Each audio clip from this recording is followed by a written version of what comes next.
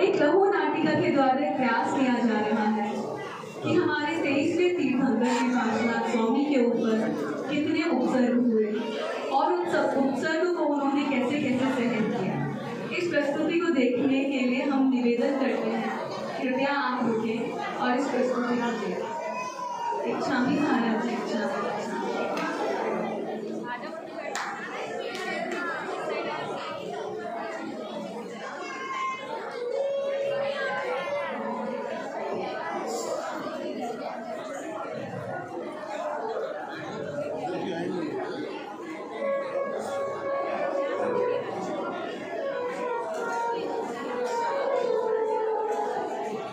ध्यान दीजिएगा। जो माता बहनें पीछे कुर्सी लगाकर बैठी हैं वो आपके पड़ोस वर्ग में पीछे नीचे बैठे हुए हैं, तो आपकी पीठ उनको न करिए, कृपया थोड़ा कैसे बैठे ताकि पीछे वाला को आपको एहसास में काय को दे सके।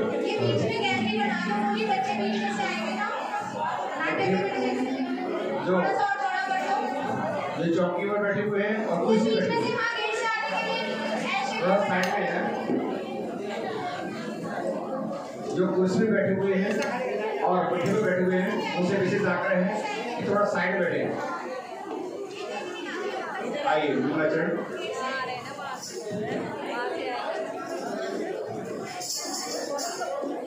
आप सभी को मेरा सादर जय विनम्र।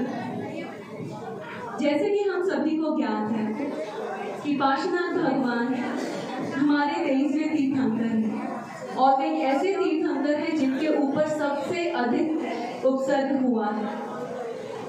कमठ के द्वारा उनके ऊपर 10 बार उपसर्ग किया गया है। अपने 10वें भाव में उनको केवल ज्ञान एवं मोक्ष की प्राप्ति होती है। आज आदिनाथ महिला मंडल की तरफ से एक छोटा सा प्रयास है आप सबको उनके ऊपर उपसर्ग हुए दिखाने का।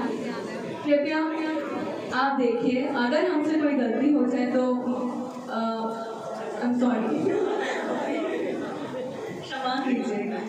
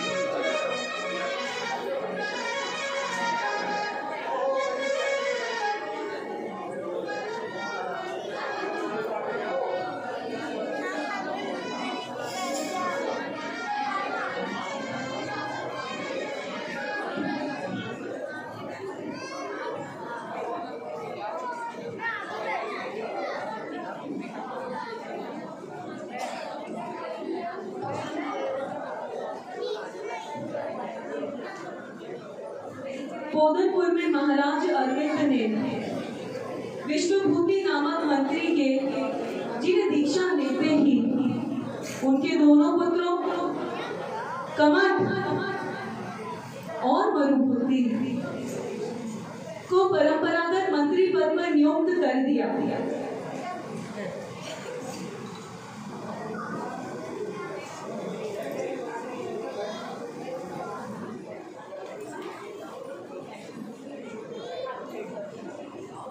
मरुभूति विवाह करके अपने महल में आते हैं।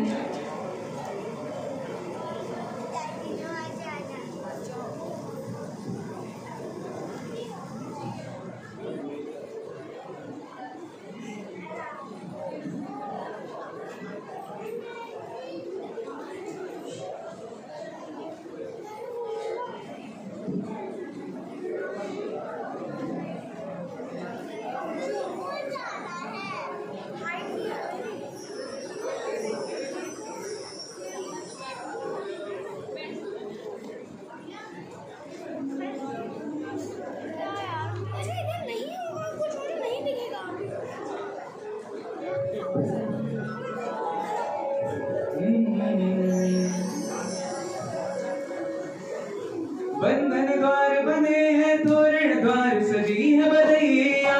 बंधन द्वार बने हैं तोरण द्वार सजी है बरैया। शहनाई की गूंज में मंगल बाज रही है भैया। शहनाई की गूंज में मंगल बाज रही है भैया। क्यों क्यों क्यों क्यों क्यों चली रे बारात मरुभूति बने बनना। चली रे बारात मरुभूति बने बनना। चली रे बारात मरुभूति बने बनना। चली रे बारात मरुभूति बने बनना। सुंदर सी बधू बनो बड़ी महाराजा के अंगना। चली रे बारात मरुभूति बने बनना। चली रे बारात मरुभूति बने बनना।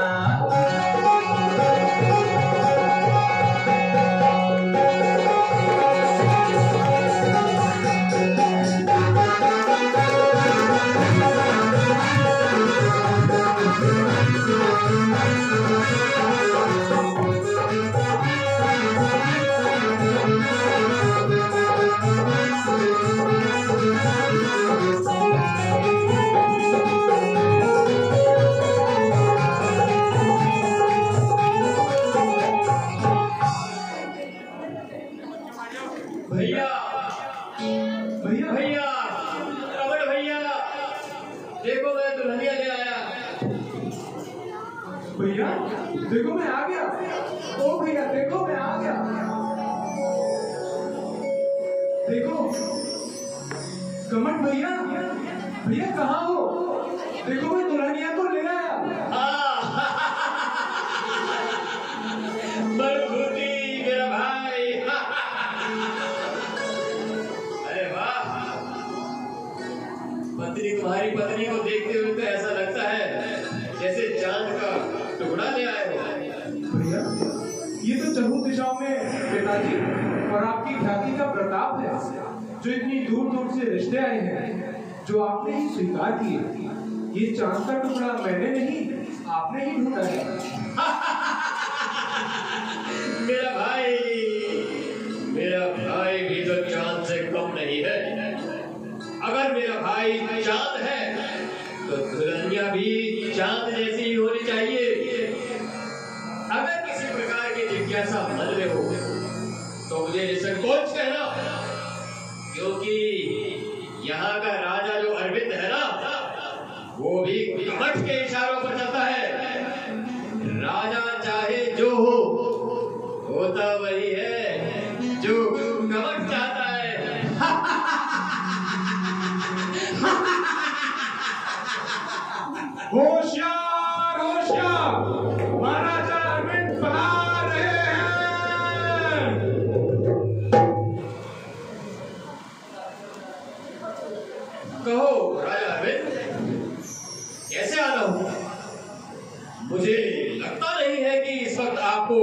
यहाँ होना चाहिए, परंतु कोई कारण विशेष रहा होगा।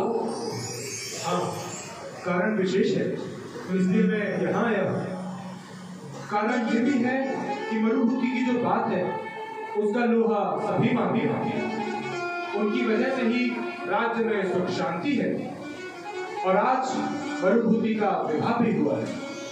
मुझे दोनों वर वधू को आशीर्वाद भी देना है, परंतु मैं एक राजा हूँ, अपने कर्तव्य का भी पालन करना है। परंतु मरुभूति की आवश्यकता क्यों? एक पड़ोसी राजा जो बार बार परेशान कर रहा है, मैं ये चाहता हूँ कि युद्ध बिना विवाद के निपट जाए, परंतु वह राजा आक्रामक होकर आगे बढ़ता ही आ रहा है। मुझे वहाँ एक बहुत ही बुद्धि वाला इंसान चाहिए। अच्छा राजा, चिंता क्यों करते हो? कमठ के होते हुए इस राज्य की ओर आक्रमण तो दूर, कोई आंख भी नहीं उठा सकता है। कमठ राज, बात वो नहीं है, मेरी बात को समझो। मेरा ध्यान धर्म की ओर बढ़ रहा है। पिताजी का यह कर्तव्य जिसका मैं निर्वाह कर रहा हूँ, सिंहासन पर बैठकर मुझे वो भी निभाना है, और मुझे जिस तरफ मेरे पग बढ़ रहे हैं उस ओर भी जाना है। तो राजाओं के बीच युद्ध हो तो राजाओं का कुछ नहीं बिगड़ता, लेकिन उसके कितने ही योद्धा और सैनिक मारे जाते हैं, मुझे देखकर दुख होता है। मैं चाहता हूँ कोई जीव हानि ना हो। चिंता क्यों करते हो राजा? रात के समय में उनके खेमे में जाऊंगा और राजा की मुट्ठी अपनी बगल में लगाकर तुम्हारे समक्ष पेश करूंगा। चिंता न करो। कमलराज, बात को समझो। मैं इस राजनीति में कूटनीति का प्रयोग नहीं करना चाहता। तो महाराज आप चाहते क्या है? एक राजा होकर दया की भीख मांगना अच्छा नहीं लगता।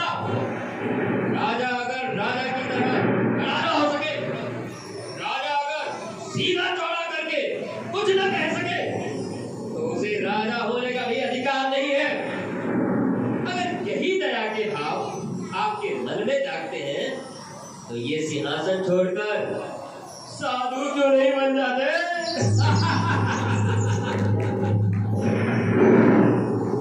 आप जिस बुद्धि का प्रयोग कर रहे हैं ना, एक दिन राज्य को गुलाम बना देगी। कमट, मुझे आवश्यकता है मरुभूति की।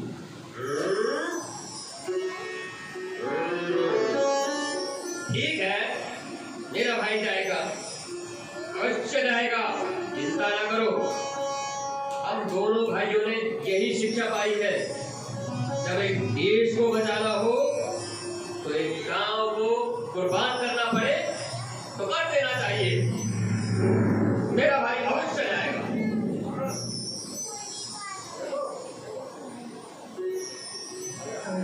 मरुभूति, कमट, चिंता यही है। उस समय युद्ध भी हो सकता है और उस समय नीति भी काम आ सकती है, जिसके लिए सबसे उपयुक्त तुम्हारा भाई मरुभूति ही लगता है। ठीक है, मेरा भाई अवश्य जाएगा। जाओ मरुभूति, जाओ। प्रणाम भैया। प्रणाम महाराज।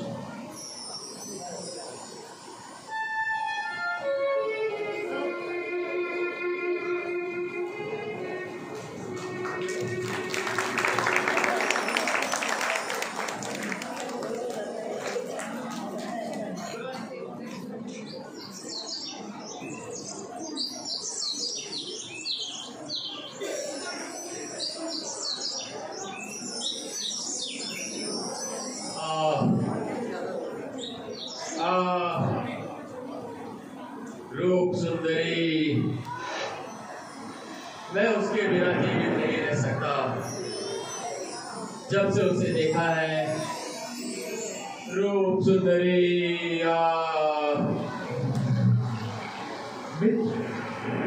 मित्र कमट, ये तुम क्या कर रहे हो? ऐसा महानीच चरम विचार करते हुए क्या तुम्हें लज्जा नहीं आती? नहीं मित्र नहीं, ये महापाप है। अरे छोटे भाई की स्त्री तो पुत्री समान होती है। और जानते हो, तुम्हारे इस विचार के फल में मैं तुम्हें नर्क की तप्तायमान तमकती लोहे की पुतलियों से आलिंगन करना पड़ेगा। नहीं भाई नहीं, मैं इस कार्य में तुम्हारी कोई सहायता नहीं कर सकता। नहीं मित्र, नहीं मित्र, ऐसा मत कहो ऐसा। कुछ तो करो, मेरी सारी देर धड़क रही है। ये भूत पीड़ा मुझे सहन नहीं होती। उस रूप सुंदरी के वियोग में मैं कहीं मेरे प्राणों के त्याग न हो जाए। मित्र, मेरी पीड़ा को समझो, मित्र। कमट, तुम्हारा ये विचार महापाप है और अधोगति का कारण भी। तुम्हारे इस कुकृत्य में भागी बनकर मुझे भी नर्क की यातनाएं सहनी होगी। नहीं, ये पाप है। नहीं। पाप मैं कुछ नहीं जानता। मुझे तो बस रूप सुंदरी चाहिए। हाय रूप सुंदरी, रूप सुंदरी। कमट, ये क्या कर रहे हो? ये महापाप करने में मैं तुम्हारी ना तो मदद करूंगा और मैं ना तुम्हें ये पाप करने दूंगा। तू होता कौन है मुझे रोकने वाला? मदद नहीं कर सकता तो दबाओ यहाँ से। मुझे ये महापाप रोकना होगा। ये महापाप रोकना होगा। मुझे रोकना होगा।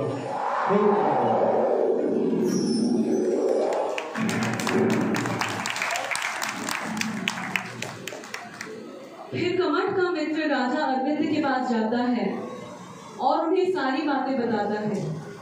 दूसरी ओर कमट रात को रूप सुंदरी के शयन कक्ष में जाता है और उसे पाने की कोशिश करता है।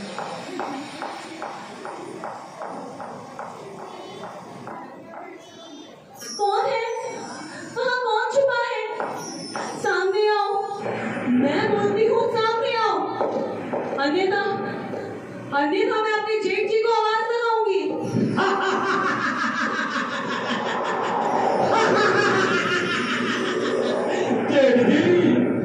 जेठ जी को आवाज लगाऊंगी।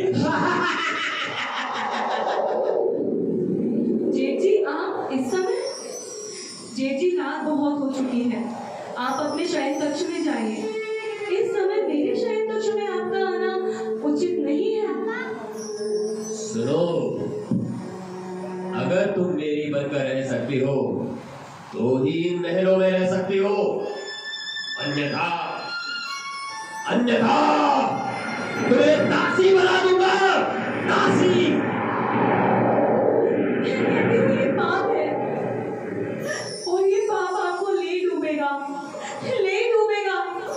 मैं आपके हाथ जोड़ती हूँ, जब तक मेरे पति नहीं आ जाते आप मुझे मेरे पिता के यहाँ भिजवा दीजिए। भिजवा दो। मेरा हाथ छोड़िए। कोई तो बचाओ। अरे बचाओ मुझे। बचाओ। कौन आएगा तुझे बचाने? बचाओ। लोग अपने घरों की दीवारें इसलिए ऊंची करवाते हैं ताकि उनके घर के बच्चे और महिलाएं सुरक्षित रह सके। और तुम्हारे जैसे डाकू अपने ही घर में डाका डाल रहे हैं। अरे भाई की पत्नी तो बेटी समान होती है दुष्ट, और तू उसी के साथ ये सब। लज्जा आती है मुझे तुझे अपना मंत्री कहते हो। अरे भला हो तेरे मित्र का जिसने सही समय पर आके मुझे सब कुछ बता दिया। अन्यथा मेरी ही नाक के नीचे मेरे ही महल में आज ये अनर्थ हो जाता। सैनिकों, ले जाओ इस महापापी को और इसका मुंह काला करके राज्य से निकाल दो। मुंह काला करो इसका। ऐसी तरीके को यहाँ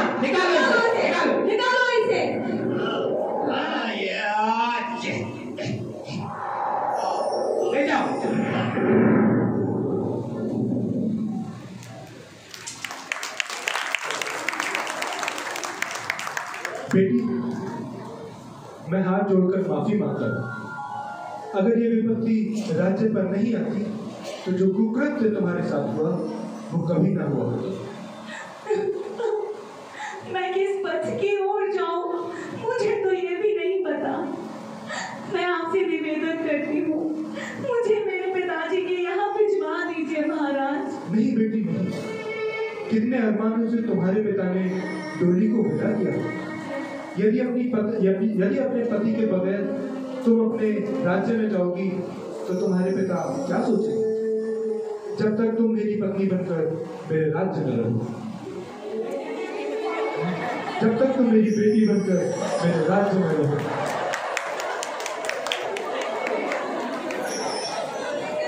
महाराज, आप अपनी बेटी बनाकर अपने महल में ले जाना चाहते हैं? अरे मेरा तो विश्वास ही उठ गया है। वो कमल जिसे मैं पिता समान समझती थी, उसी की कुछ रिश्ते मुझ पर थी। बेटी, मैं तुम्हें वचन देता हूँ, तुम बेटी बनकर रहोगी मेरे साथ।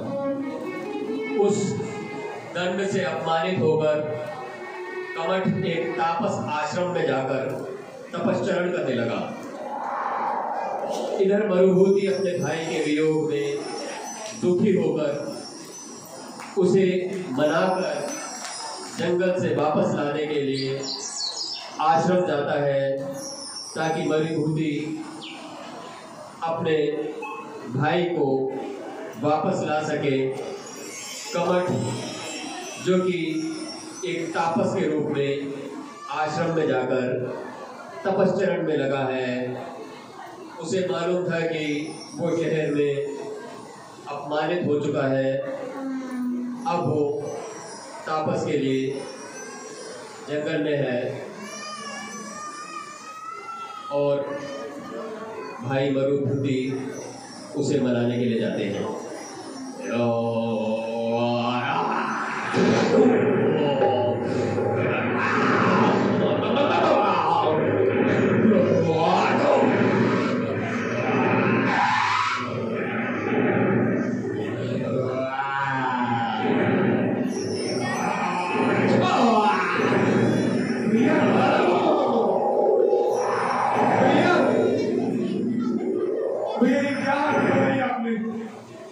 मुझसे क्यों रूठ गए हो? भाई घर चलो ना, भाई घर चलो। आपके बिना कुछ अच्छा नहीं लगता। जो हुआ सो हुआ। अब आप इस मिथ्या वेश को छोड़कर मेरे साथ घर चलो। आप मेरे ज्येष्ठ भ्राता हो, अतः आप अपना क्रोध छोड़कर मुझे क्षमा करो और मेरे साथ घर चलो। ओह, तुम्हारे जैसा दुष्ट मेरा भ्राता कभी नहीं। मुझे तेरे कारण ही राज्य से इतना अपमानित होना पड़ा है। अब तुम मुझे मैं आपका ध्यान रखूंगा भैया। तेरा इतना साहस, मुझे यहाँ अपमानित किए बिना नहीं रहेगा। कहता हूँ चला जाए यहाँ से। नहीं भैया, मैं नहीं जाऊंगा, नहीं जाऊंगा। नहीं जाएगा? नहीं जाएगा? कहता हूँ चला जा। नहीं जाएगा? अच्छा, नहीं जाएगा, नहीं जाएगा।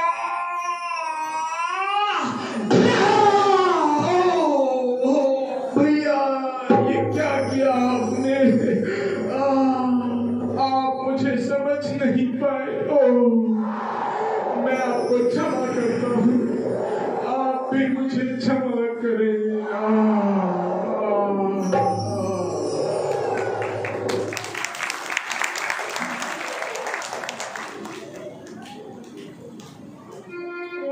जहाँ एक तरफ कमठ के हाथों मरुभूति मारा जाता है, वहीं राजा अरविंद को आकाश में एक भव्य जिन मंदिर की आकृति दिखाई देती है। ये तो हम सभी को ज्ञात है कि महाराज अरविंद के पग धर्म की ओर बढ़ रहे थे। उन्हें वह आकृति दिखाई देती है। वाह, कितना भव्य और सुंदर मंदिर है। ओह, प्रतिभा कितनी अद्भुत है। मैं अपने राज्य में ऐसा ही जन्म देता हूँ। जरा इसका चित्र तो बनाओ। जो आ गया महाराज, बस अभी बनाता हूँ। अरे अरे ये क्या है? ये आकृति तो अदृश्य हो रही है। महाराज, चित्र पूर्ण होना असंभव लगता है। अरे ये क्या हुआ? मंदिर कहाँ विलुप्त हो गया? ओह, मंत्री जी, यह क्षणिक संसार इस आकृति के समान ही तो है। कुछ समय पहले आकृति पूर्ण थी, अपनी पूरी शोभा के साथ मनोहर प्रतीत हो रही है, परंतु कुछ ही समय में धीरे धीरे विलुप्त सी हो गई। अरे ये जीवन भी तो इसी के समान है। जैसे पानी का बुलबुला एक क्षण में उत्पन्न हुआ और दूसरे ही क्षण विलुप्त हो गया। यही तो संसार है। आत्म साधना के अभाव में जीव संसार में भयंकर दुखी होता है। अब तो मुझे आत्मा की आराधना करनी है और परम पद को प्राप्त करना है। अब मेरे जीवन का यही एकमात्र लक्ष्य है।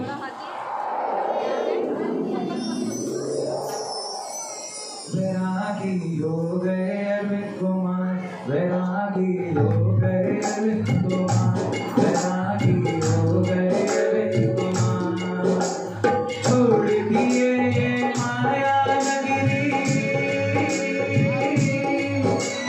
छोड़ दिए ये माया नगरी, ये झूठा संसार। वैरागी हो गए अरविंद कुमार, वैरागी हो गए अरविंद कुमार।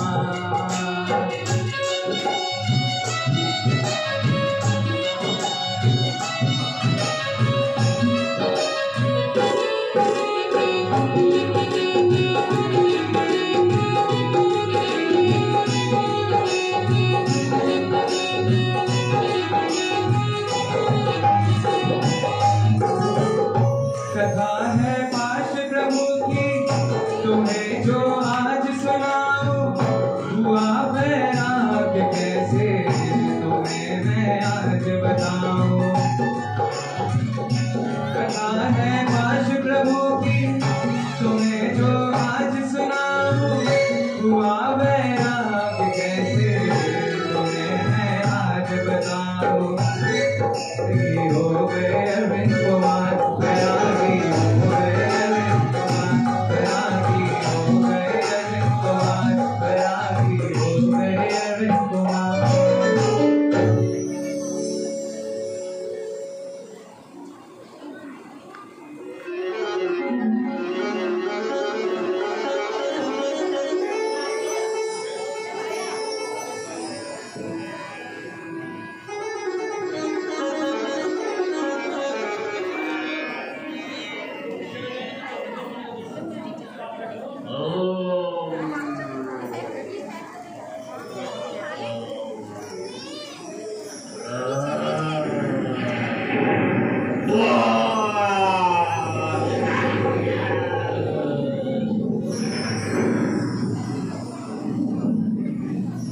जहाँ राजा अरविंद ज्ञानेश्वरी दीक्षा धारण कर अपने संघ के साथ समेत शिखर की यात्रा करने हेतु सल्लकी वन में ठहरते हैं, वहीं मरुभूति का जीव एक विशाल काय हाथी के रूप में जन्म लेता है और कमठ का जीव एक कुकुट सर्प के रूप में जन्म लेता है।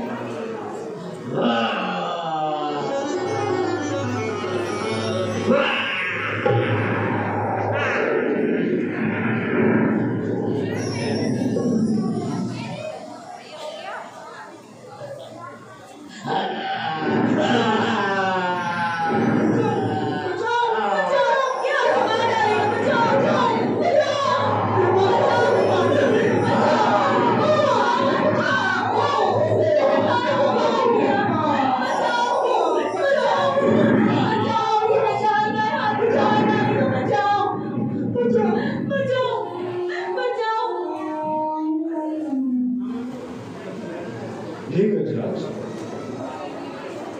तुम अपने भाई कमठ के मुंह में मरकर इस पशु पर्याय में आए हो। अब तू समस्त आत्मध्यान छोड़कर सम्यक को धारण कर और अपने अगले भव को सुधारने हेतु श्रावक के व्रतों को धारण कर। इस प्रकार गुरुदेव के मुख से विस्तार पूर्वक सम्यक्त्व एवं व्रतों का उपदेश सुनकर उस हाथी ने गुरुदेव को नमन करके श्रावक व्रतों को स्वीकार कर लिया।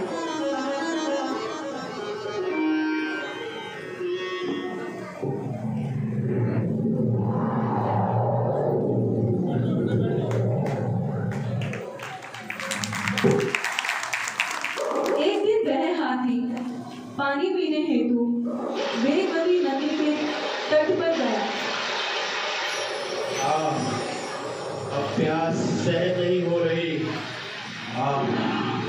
स्वच्छ जल की तलाश में कुछ तो करना होगा। यहाँ पानी भरा हुआ है। थोड़ा पानी के मध्य में जाकर बहती जलधारा से पानी पी जा सकती है। इससे जीवों की हिंसा कम होती है। मेरे पैर, अरे मेरे पैर क्यों धस रहे हैं? लगता है क्या दलदल है। मैं यही पूरी तरह फंस गया हूँ। यहाँ से जीवित निकलना असंभव है। देह का छूटना निश्चित है। अब तो आत्मा ही सच्ची शरण है। जीवन पर्यंत आहार जल का त्याग करता हूँ।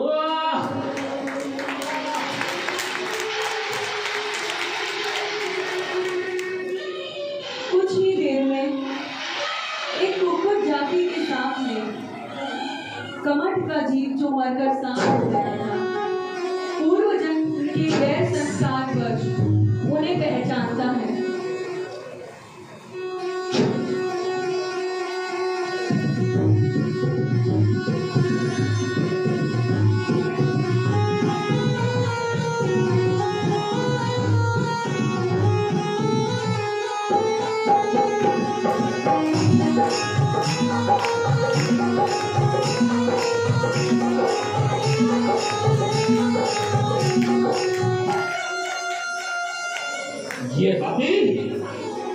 ये तो मेरा कोई महापैरी प्रतीत होता है।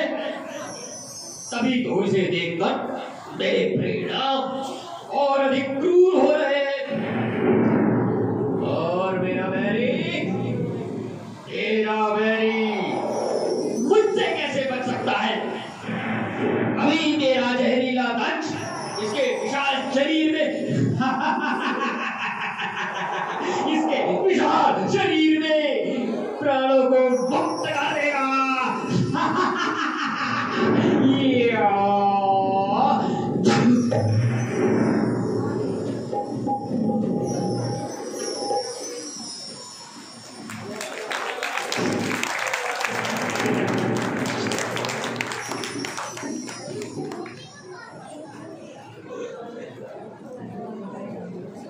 तब वह हाथी शांत भाव से मरकर 12वें स्वर्ग में शशिप्रभ नाम का देव हो गया।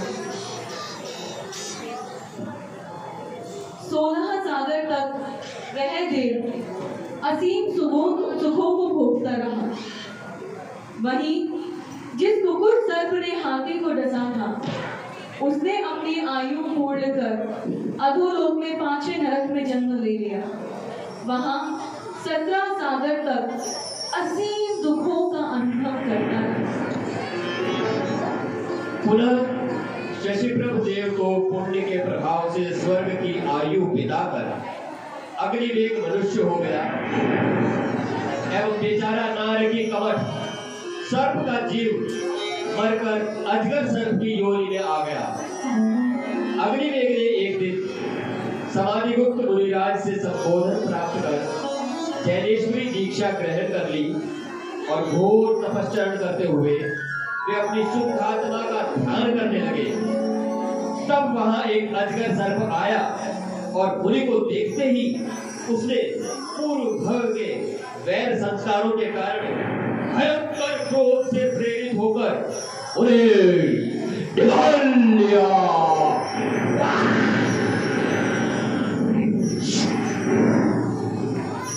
मुनिराज परम समता भाव से मरकर 16वें स्वर्ग के पुष्कर विमान में देव हो गए तथा कालांतर में वह अजगर सर्प मुनि हत्या के घोर पाप एवं जीव हिंसा आदि क्रूर परिणामों से आयु पूर्ण कर छठे नरक में चला गया।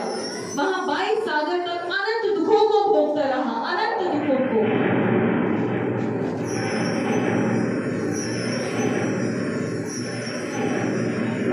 आयु के अंत में समाधि मरण पूर्वक शरीर छोड़कर अति दुर्लभ मानव पर्याय में वज्रनाभि चक्रवर्ती के रूप में जन्म धारण कर लेता है तथा छठे नरक की नार की कमर का जीव वहां से निकलकर भील की पर्याय में जन्म लेता है।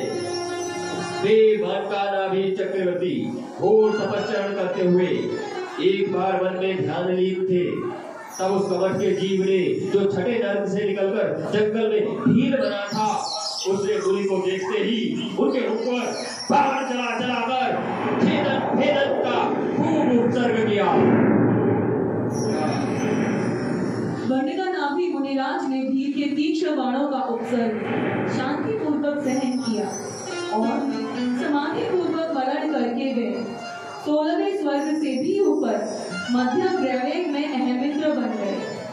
वहां 27 सागर तक दिव्य सुखों का उपभोग किया, लेकिन वह पापी भील मुनि हत्या के फल स्वरूप 7वें नरक में चला गया, जहां 27 सागर तक वह नरक में भीषण दुखों को भोगता रहा। फिर मरुभूमि के जीव ने राजा आनंद के रूप में मनुष्य जन्म धारण कर लिया और कमर का जीव 7वें नरक से निकलकर वही निकटवर्ती वन में सिद्ध हो गया। आनंद नरेश ने एक दिन राजसभा में बैठे बैठे दर्पण में अपना एक मुख देखा तो सिर में एक सफेद बाल देखते ही उन्हें राज्य वैभव से वैराग्य हो गया और उन्होंने मुनिराज के पास दीक्षा ग्रहण की। ये आनंद मुनिराज एक बार वन में ध्यान लीन थे, तब सिंह ने आकर उन्हें खा लेता है और मुनि समता भाव से उत्सर्ग सहन कर 13वें स्वर्ग में विमान के इंद्र हो जाते हैं। आगे सिंह मरकर 5वें नरक में चला जाता है और भीषण दुखों को भोगता है। वह देव स्वर्ग में कैसे सुख भोगते हैं, चलिए देखते हैं।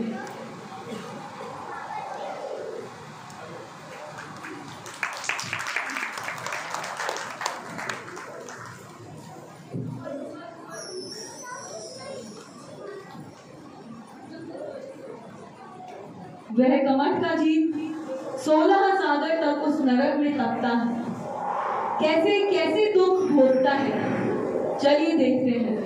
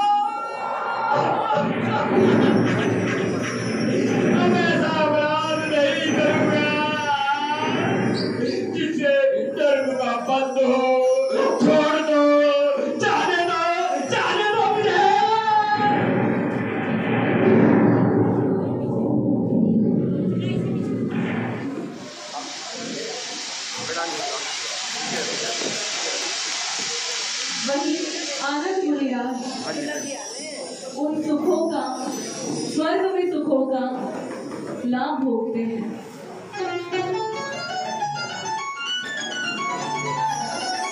सबका परिणाम की विशेषता के कारण आनंद मुनिराज ने 13वें स्वर्ग के इंद्र का पद प्राप्त किया था।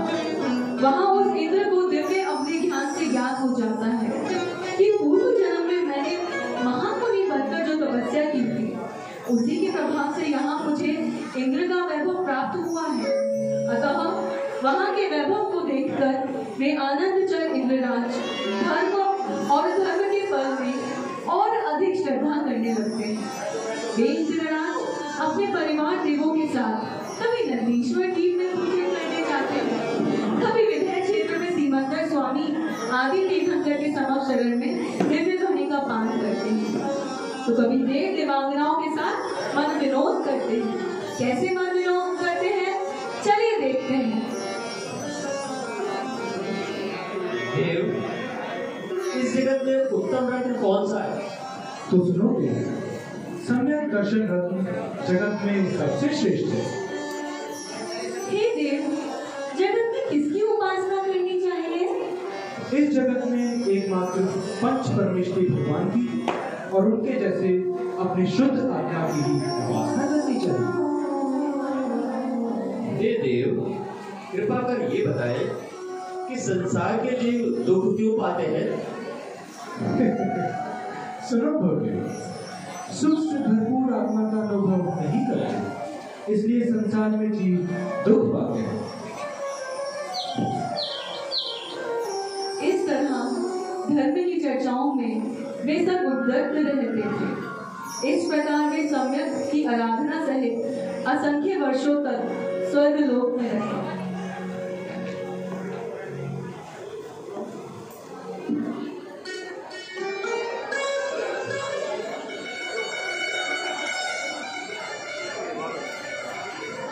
वहां काशी नगरी में महाराजा अश्वसेन अपनी महारानी वामा देवी के साथ 9 मंजिल वाले शिखराकार दिव्य महल में रहते थे।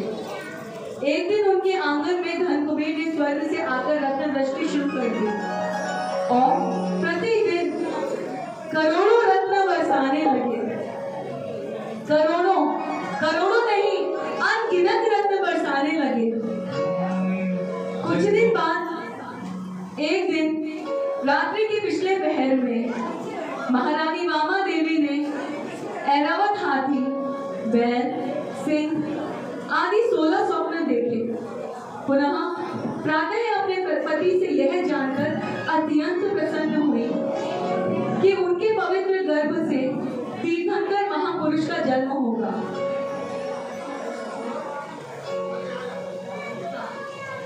इसीलिए इंद्र, देव, देवियां सभी उनकी सेवा में लगे हुए हैं। इस प्रकार अतिशय सुखपूर्वक दिन व्यतीत करते हुए वामा देवी ने पौष कृष्ण एकादशी के दिन सूर्य के समान तेजस्वी तीर्थंकर को पुत्र को जन्म दिया।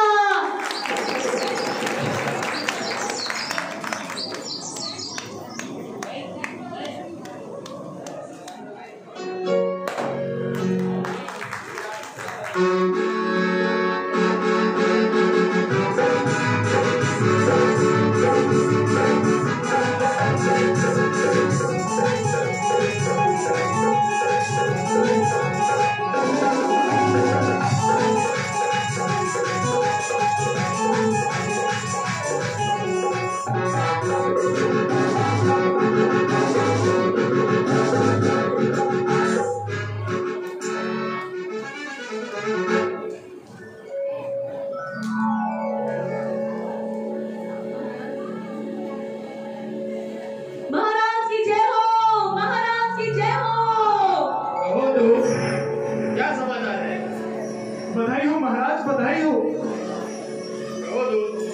तुम्हारे चेहरे पर अभी प्रसन्नता है।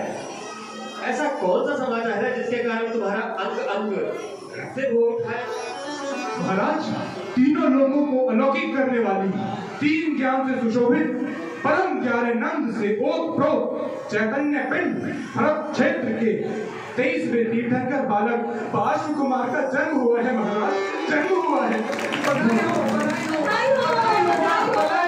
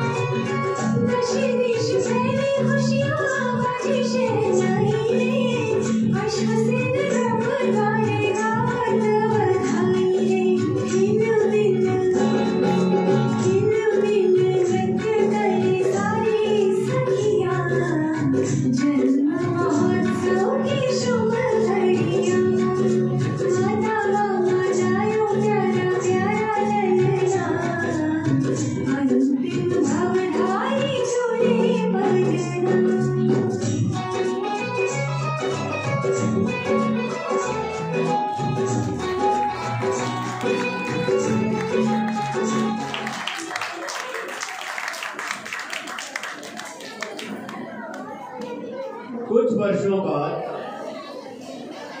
जब पार्श कुमार कुछ बड़े होते हैं किशोरावस्था में, तो वो अपने मित्रों के साथ वन में सैर के लिए निकल जाते हैं।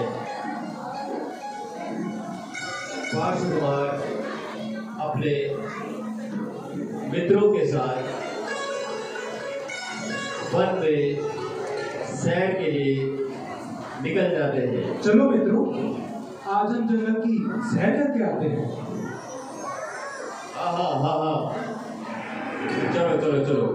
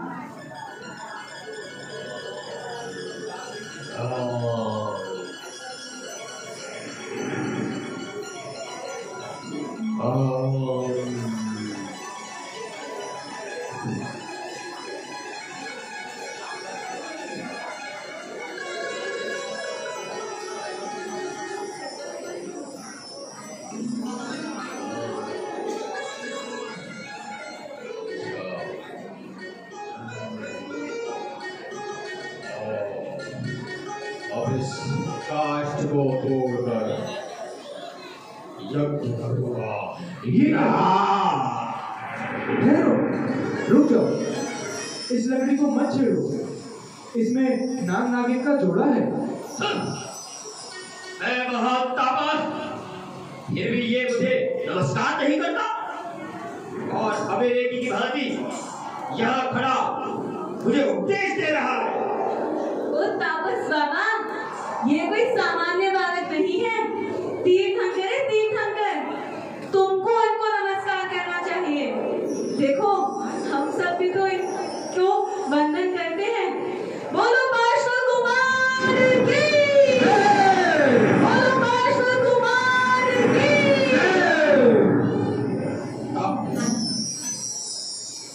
अरे चुप करो, क्या चाह बोलकर क्या लगा रहे तुम लोगों ने? तुम्हारे कुमार सर्वज्ञ है, जो उनको इसमें बैठे हुए नाग दिख रहे हैं।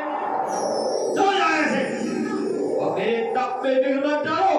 चलो जाओ ऐसे। नहीं नहीं, रुको तापस बाबा, मैं सच कहता हूँ। आप जिस लकड़ी को खंड खंड करना चाहते हो, उसमें नाग नागिन का जोड़ा बैठा है, और आपका यह तब 6 गायों की हिंसा से युक्त है। ऐसा विवेक रहित कार्य अधोगति के बंध का कारण है। जलाओ ना लकड़ में जान रे, जलाओ ना लकड़ में जान रे, जान तो थोड़ा जान रे, जान तो थोड़ा जान रे। कहीं निकल न जाए, कहीं निकल न जाए, कहीं निकल न जाए, कहीं निकल न जाए। नाग नागिन के, नाग नागिन के, नाग नागिन के प्राण रे। जलाओ ना लकड़ में जान रे, जलाओ ना लकड़ में जान रे, जान तो थोड़ा जान रे।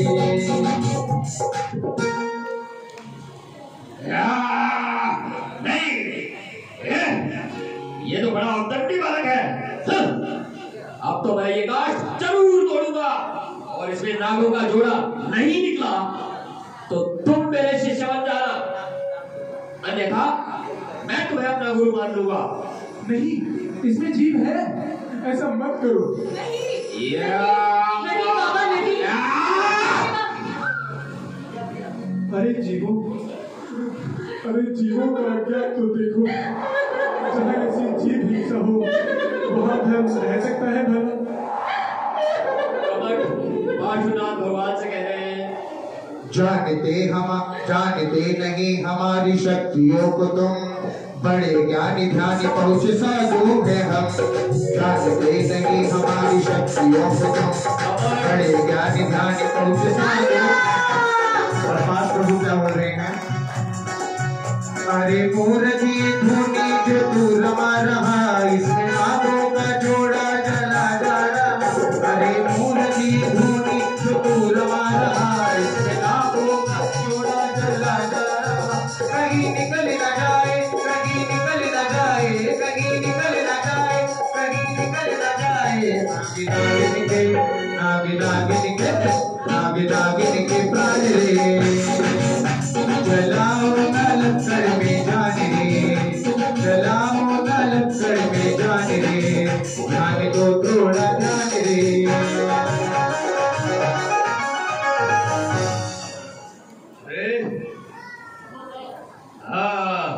ठीक है, ये उपदेश कहीं और ना कर देना, मुझे क्या पता।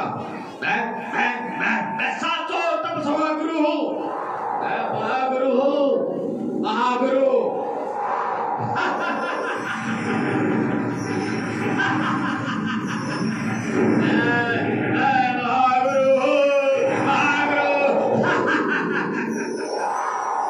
चीर कर जो लकड़ के टुकड़े किए, जले नाग नागिन दिखाई दिए।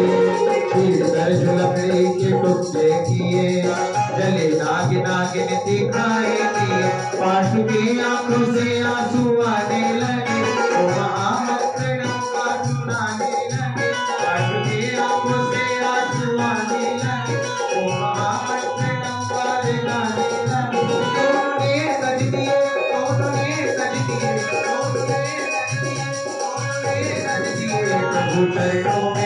प्रभु चरणों में प्राण रे, जलाओ ना लकड़ में। हे सर्पराज, भले ही इस अज्ञानी तपस्वी की नादानी से तुम्हारे शरीर विचित्र हो गए, परंतु इस क्रोध से तुम्हारे शरीर विचित्र हो गए, परंतु इस क्रोध में नहीं करना, क्योंकि पूर्व में क्रोध करने के कारण ही तुम्हें ये सर्प की पर्याय मिली है। किंतु क्रोध त्याग कर क्षमा भाव धारण करना और पंच परमेष्ठी द्वार की शरण में जाना है। नमो अरिहंताणम, नमो सिद्धाणम, नमो आयरियाणम, नमो वज्रायाणम, नमो लोए सवे साहूणम। शांत रस झड़ते वचन सुनकर नाग नागिन के जीवों ने शांति से देह का त्याग किया और भवनवासी देवों में धरणी और पद्मावती बन गए।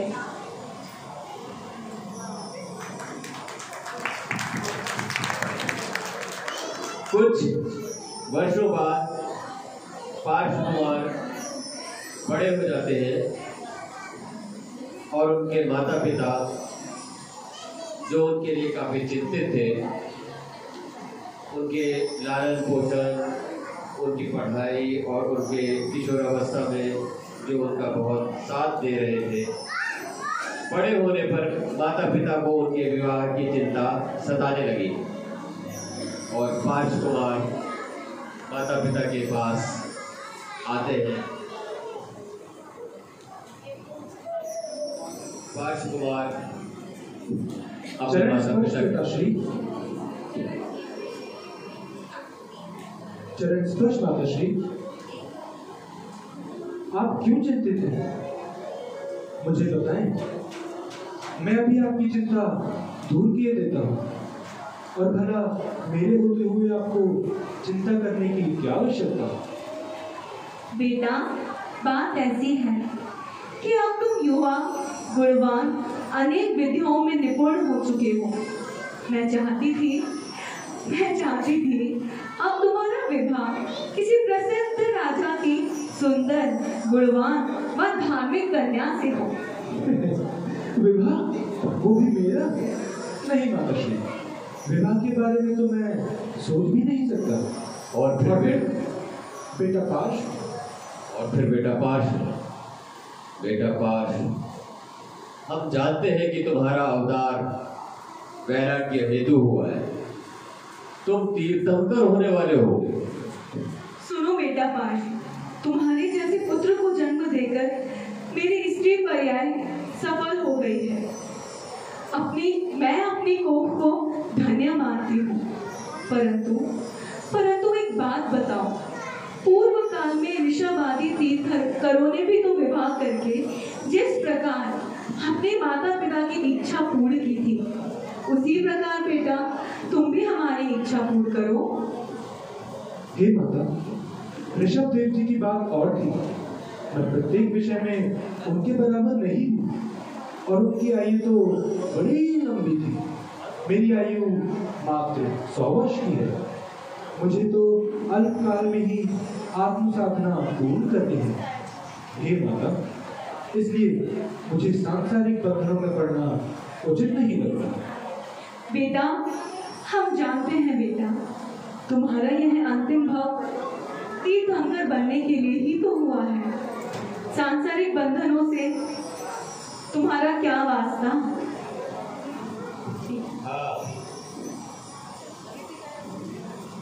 ठीक है, जाओ बेटा मोक्ष की साधना के लिए। वैरागी हो गए पारसनाथ, वैरागी हो गए पारसनाथ, वैरागी हो गए पारसनाथ, वैरागी हो गए पारसनाथ। अश्वसेन मामा माता का, अश्वसेन मामा माता का छोड़ दिया है साथ। वैरागी हो गए पारसनाथ, वैरागी हो गए पारसनाथ।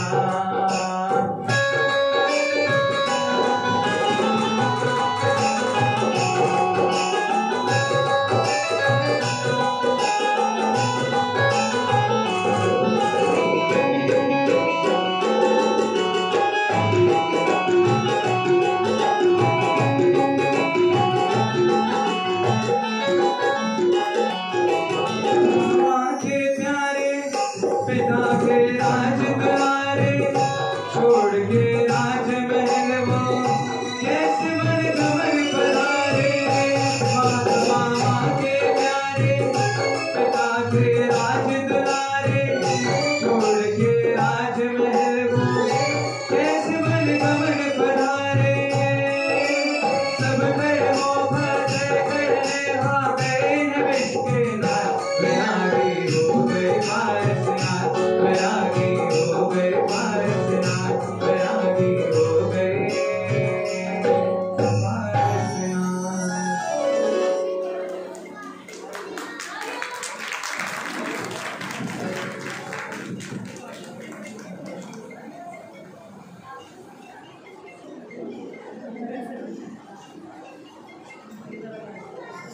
वे भगवान एक बार किसी वन के अंदर ध्यान में लीन थे। तभी कमठ का जीव जो 5वें नरक में से निकलकर पशु योनि के दुख सहन करते हुए राजा महिपाल के रूप में महिपालपुर का राजा हो गया। पुनः मिथ्या तप से मरकर शंबर नामक ज्योतिषी देव हो गया। इसने अब भी पार्श्वनाथ का पीछा नहीं छोड़ा और उनके ऊपर घोर उपसर्ग करने लगा।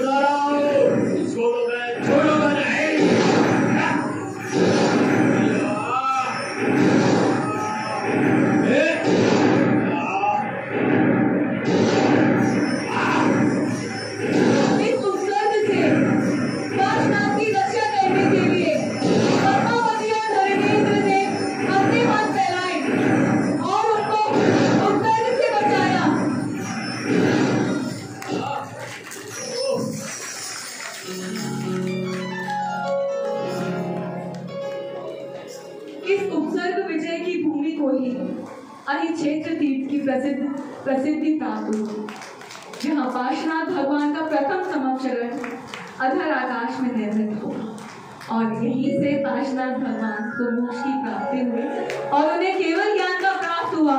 जय हो जय हो जय हो जय हो जय हो जय हो। गर्भ जन्म कल्याण शुभ शुभ तब केवल ज्ञान, अक्षय पद निर्वाण शुभ पाए बना भगवान।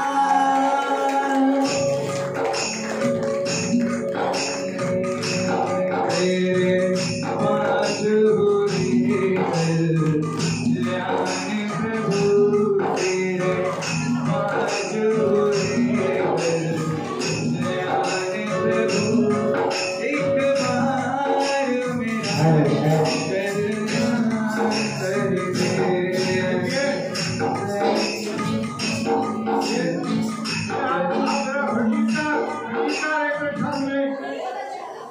देखिए, अभी आपके समक्ष हमारी महिला मंडल ने एक इतनी सुंदर और सशक्त प्रस्तुति प्रस्तुत की है, तो सभी बधाई के पात्र हैं।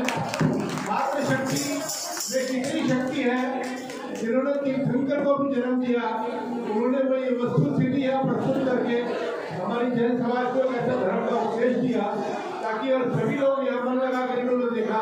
मैं अपनी ओर से जैन समाज की ओर से बधाई देता हूँ। सुंदर प्रस्तुति इन्होंने की है। धन्यवाद। जय हिंद।